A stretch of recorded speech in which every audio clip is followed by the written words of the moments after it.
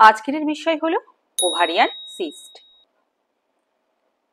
PCOD বা PCOS. দুটো কি একই রোগ? মহিলাদের সাধারণ স্বাস্থ্য সমস্যার সাথে যেন জুড়ে গিয়েছে এই দুটো রোগের নাম, পিসিওডি আর পিসিওএস। আজকাল কম বয়সী বা ইয়ং জেনারেশনের মধ্যে এই দুটো রোগ ব্যাপকভাবে প্রভাব ফেলেছে। 20-তে পা দেওয়ার আগেই বা দিতে না দিতেই দেখা দিচ্ছে অনিয়মিত ঋতুস্রাব বা ইরেগুলার পিরিয়ড। কিন্তু আপনি কি জানেন এই দুটো রোগের মধ্যে পার্থক্য কি? আজ আমি এই ভিডিওর মাধ্যমে এই দুটো রোগের মধ্যে কি কি পার্থক্য রয়েছে খুব সহজভাবে আপনাদেরকে বুঝিয়ে বলবো এবং শেষে হোমিওপ্যাথিক চিকিৎসা সম্পর্কে আপনাদের সঙ্গে আলোচনা করব। তাই এই ভিডিওটি পুরো দেখবার জন্য আপনাদের কাছে অনুরোধ রইল। নমস্কার, আমি ডক্টর এলপি মণ্ডল, ডক্টর লাবণীস হোমিওপ্যাথিক ক্লিনিক চ্যানেলের আরও একটি ভিডিওতে আপনাদের সবাইকে স্বাগতম। পিসিওডি আর পিসিওএস এই দুটো রোগের একটি কমন ব্যাপার হলো ওভারিতে সিস্ট। মানুষের মধ্যে এই রোগটি নিয়ে যে ভুল ধারণা তা হলো ভবিষ্যতে হয়তো সন্তান ধারণে অসুবিধা হতে পারে এই সিস্টের কারণে। পিসিওডি আর পিসিওএস দুটো কিন্তু আলাদা রোগ। নাম দুটি কতকটা শুনতে একই হওয়ার কারণে লোকের মধ্যে একটা বিভ্রান্তির সৃষ্টি হয়। পিসিওডির পুরো কথা হলো পলিসিস্টিক ওভারিয়ান ডিজিজ আর পিসিওএস এর পুরো কথা পলিসিস্টিক ওভারিয়ান সিনড্রোম। এই দুটো রোগে আক্রান্ত রোগীর সংখ্যা প্রায় 5 জন মহিলার মধ্যে একজন এই রোগে আক্রান্ত। এবারে বলবো এই দুটো রোগের মধ্যে ঠিক পার্থক্য কোথায়। পিসিওডি হলো এমন এক মেডিকেল অবস্থা যেখানে একজন মহিলা প্রজনন বয়সে প্রচুর পরিমাণে আংশিক বা অপরিপক্ক ডিম উৎপাদন করেন। এই ডিমগুলি সময়ের সাথে সাথে ডিম্বাশয় থেকে না বেরোতে পেরে সিস্টে রূপান্তরিত হয়। কিন্তু পিসিওএস এন্ডোক্রাইন গ্ল্যান্ডের ভারসাম্যহীনতার কারণে শরীরে এই পিসিওএস রোগ তৈরি হয়।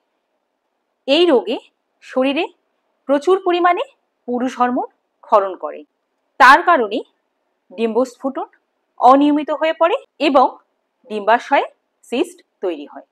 যখন ইউএসজির রিপোর্টে পিসিওডি লেখা থাকবে তার মানে আপনাকে বুঝতে হবে যে আপনার ডিম্বাশয়ে এক বা একের অধিক সিস্ট আছে, সেই অর্থকে বোঝাতে ব্যবহার করা হচ্ছে।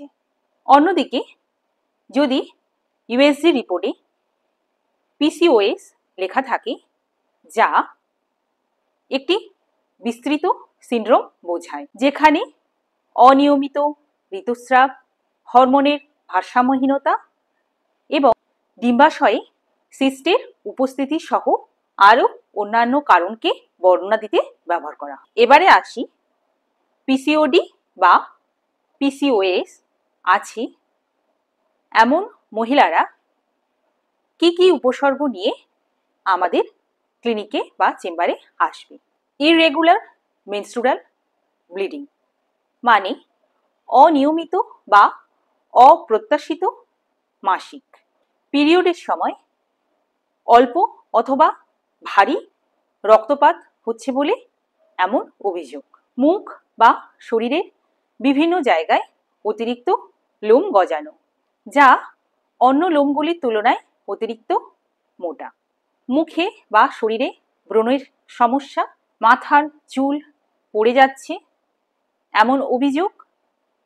আস্তে আস্তে শরীর মোটা হয়ে যাচ্ছে, অনেক সময় ঘাড়ের চারপাশে কালো হয়ে যাচ্ছে অথবা গর্ভধারণে অসুবিধা হওয়া। এবারে আসি হোমিওপ্যাথিক মেডিসিনে। আজ আমি পিসিওডি বা পিসিওএস এর চিকিৎসায় ব্যবহৃত প্রথম সারির 5টি মেডিসিন আপনাদের সঙ্গে আলোচনা করব। প্রথম মেডিসিনটি হলো পালসেটিলা। পালসেটিলা মেডিসিন পিসিওডি বা পিসিওএস এর চিকিৎসায় সর্বাধিক ব্যবহৃত হোমিওপ্যাথিক মেডিসিন। তাহলে রোগীর কোন উপসর্গে আমরা এই পালসেটিলা মেডিসিনটি ব্যবহার করব? পিসিওডি বা পিসিওএস আপনার মাসে যে ঋতুস্রাব তার সময়কে প্রভাবিত করতে পারে, যার ফলে ডিলেড মেনস্ট্রুয়েশনের সমস্যা দেখা দেয় শরীরে। যদি আপনার মাসিক যে সময়ে হওয়ার কথা সেই সময়ে না হয়ে কিছুদিন আগে অথবা কিছুদিন পরে এমন উপসর্গে এই পালসেটিলা মেডিসিন ভীষণ ভালোভাবে কাজ করে। রোগীর আবার এমনও অভিযোগ থাকে যে আমার 2 মাস কি 3 মাস মাসিক হয়নি। এমন উপসর্গে পালসেটিলা মেডিসিন ভীষণ কার্যকরী। এই ঔষধ 30 পোটেন্সিতে সারাদিনে একবার 2 ফোঁটা করে 4 থেকে 5 দিন পর্যন্ত রোগীকে খেতে হবে। তারপর 1 সপ্তাহ মেডিসিনটি খাওয়া বন্ধ দিতে হবে। আবার 1 সপ্তাহ পর ওই 4 দিন পর পর আবার মেডিসিনটি খেতে হবে। নেক্সট মেডিসিন হলো সিপিয়া। পিসিওডি বা পিসিওএস এ আরও একটি সর্বাধিক নির্ধারিত হোমিওপ্যাথিক মেডিসিন হলো এই সিপিয়া। তাহলে সিপিয়া মেডিসিনটি রোগীর কোন উপসর্গ দেখলে আমরা ব্যবহার করব? যে সমস্ত রোগীর অনিয়মিত ঋতুস্রাব বা খুব স্বল্প পরিমাণে ঋতুস্রাব হয় সেই রোগীর জন্য এই সিপিয়া মেডিসিন খুবই কার্যকারী। এছাড়া যে রোগীর মুখে অতিরিক্ত পরিমাণে লোম গজানোর অভিযোগ থাকে বা তলপেট সবসময় ভারী হয়ে আছে এমন অভিযোগ থাকে সেই রোগীর ক্ষেত্রে এই মেডিসিন খুবই কার্যকারী। এই সিপিয়া মেডিসিন 30 পোটেন্সিতে সারাদিনে একবার 5 থেকে 6 দিন পর্যন্ত রোগীকে খেতে হবে। তারপর মেডিসিনটি কিছুদিন বন্ধ দিয়ে আবার ওই একই নিয়মে মেডিসিনটি খেতে হবে। 3 নম্বর মেডিসিনটি হলো নেট্রামিউর। পিসিওডি বা পিসিওএস রোগে যে সমস্ত লক্ষণ রোগীর শরীরে দেখতে পাওয়া যায় তা ব্যক্তি বিশেষে ভিন্ন ভিন্ন হতে পারে। এই রোগে সবথেকে কমন সিমটমস হলো অনিয়মিত ঋতুস্রাব। তাহলে নেট্রামিউর মেডিসিনটি আমরা কখন ব্যবহার করব? মাসিকের সমস্যা তো আছেই, তার সাথে সাথে এই রোগীর মাথার চুল পড়ে যাচ্ছে এমন অভিযোগ থাকে।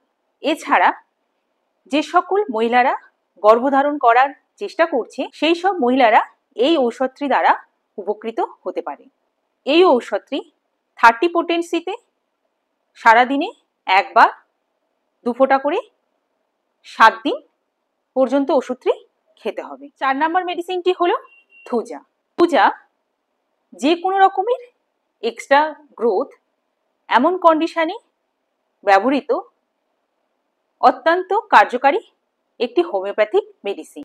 তাহলে থুজা মেডিসিনটি আমরা কখন ব্যবহার করব? ওভারিতে যদি সিস্ট থাকে সেক্ষেত্রে আমরা এই মেডিসিনটি ব্যবহার করব।